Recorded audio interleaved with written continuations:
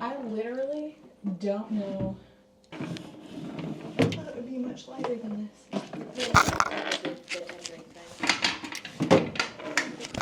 Oh god, you're good.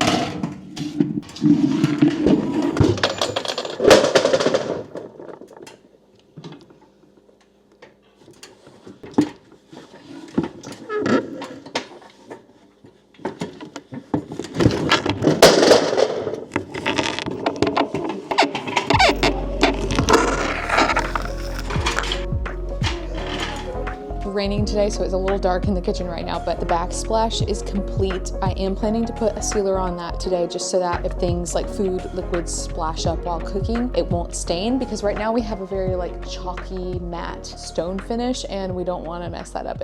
Stains will just like not wipe off of this. One thing about lime wash though is it's made to patina over time with rain on stone. So like if you were to paint your exterior brick or stone with lime wash, over time as it rains, some of the lime wash will kind of like come off. It will reveal bits and pieces of your stone underneath. And the thing that I'm worried about with applying a sealer on with a brush is that it'll just come off as I brush the sealer on. So I did buy this spray sealer. It's for grout tile and it's like a water-based and it has a matte finish. So I think that this is going to work pretty well. I'm just going to tape off around and then spray directly on.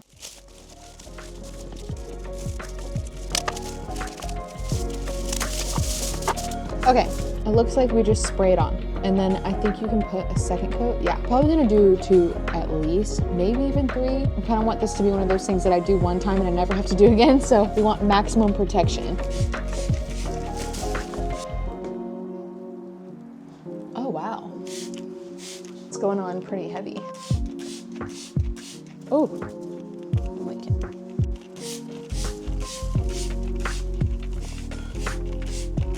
Yeah, I'm really putting my hand muscles to work lately. It's been a little glazy in the light, so I'm really hoping that it does dry matte like it's said online. I guess worst case scenario, worst case, is I can just paint another layer of lime wash over this if for some reason my texture is gone or my matte finish is gone. We will see.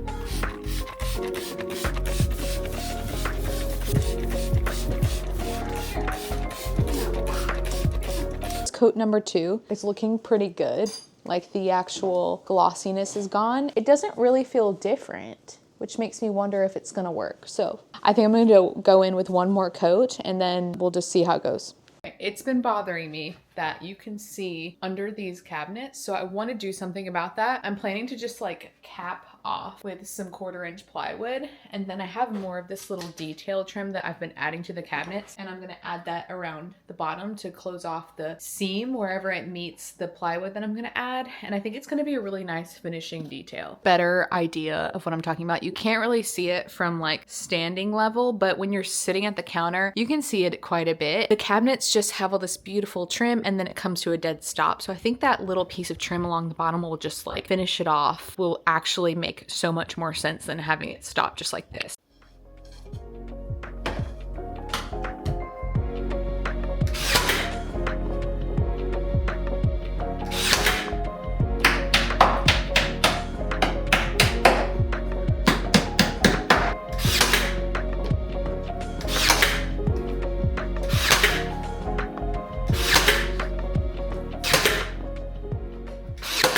Already so much better. I still need to fill and then paint it, but I'm gonna go ahead and get these areas knocked out too. I did add this piece of trim, which is why it looks weird. There was nothing there before on each side, and I felt like it needed it, especially adding this trim. It'll make sense in a second.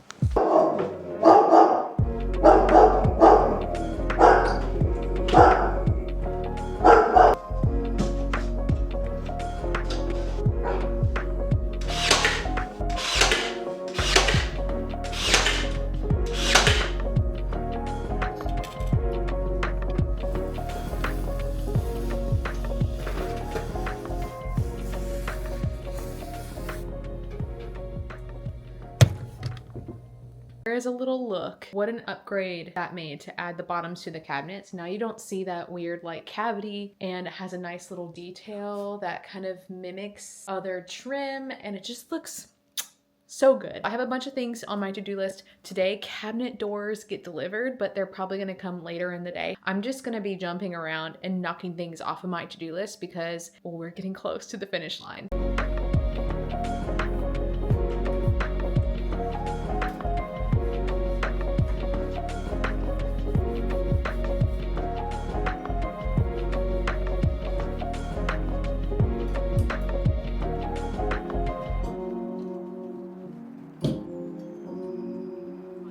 I hear a big truck. I wonder if that's my cabinets. The amount of focus that it takes to get a tiny screw into a light with sweaty hands. I love these lights, but I must admit, I am a little bit nervous about not liking them. They're different. I always love to incorporate like a little something here and there that's quirky, and I feel like this is a really unexpected choice for a light. But I do feel like it actually is going to tie everything together. I have a lot of traditional elements in the kitchen, and I felt like I was lacking a little touch of modern, and I also have a lot of brass elements in the kitchen, so I felt like I wanted to incorporate a few more polished nickel finishes. My faucet is polished nickel, and then I have some little touches of stainless steel like my sink and on the range, so I feel like this will kind of pull it all together very nicely. I should probably check to make sure that this will turn on before I keep going. Whatever. I think I need a special light bulb for this. Okay, I just got notification that cabinet doors will be here in 20 minutes. All right, let's test this out. Yeah, I think this is not the right bulb, but we're gonna try. Oh God, that scared me. That was the disposal switch. Yay! I really like it. Oh. I really wanted something short here because we used to have pendants hanging, and it was like another thing that kind of divided the kitchen up. And since we have we have two big hanging lights, it just felt like this would again create like a bigger space rather than like chopping it up into two separate areas.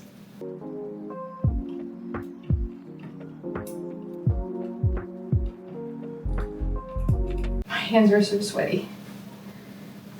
I can find that screw. I think that the screw is on the sofa.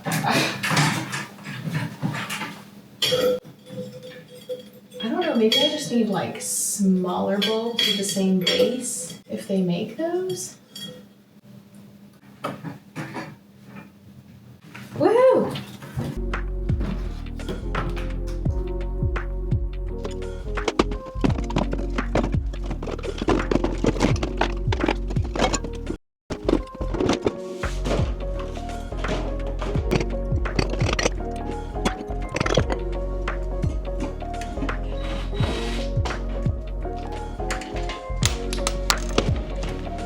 Be careful.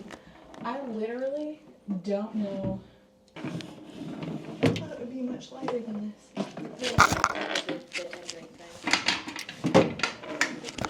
Oh God, you're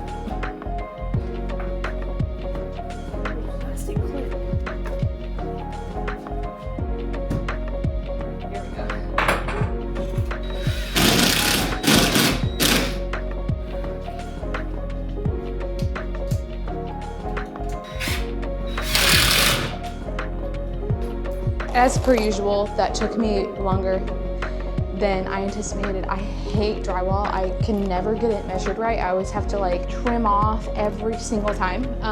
I am not quite sure what I'm doing with this yet because this is actually going, there's a cabinet going here, so I'm gonna have to figure out how to mount this in the cabinet. So I kind of didn't cut a precise hole, I just cut an access hole, but this will be covered anyway because the cabinet will come to here. So I did that intentionally.